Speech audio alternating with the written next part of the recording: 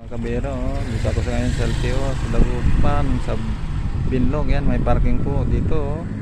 Yan. Kaya pupunta kayo dito, magbabayad kayo ng parking. Pero sa labas na ako ng Prada. Ayan na rin po, dahil 50 nandiyan ang mga price. Ganda nga po mga kabero, uwi na po tayo. Punta tayo ng parehistro. Ganda nga po mga kabero, ingat po, God bless po.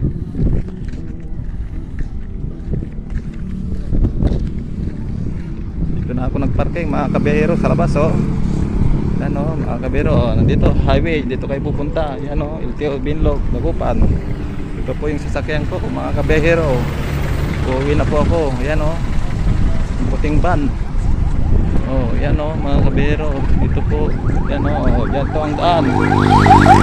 Ang Binlog, Dagupan. Ito po yung sasakyan ko mga kabero. Uwi na po ako.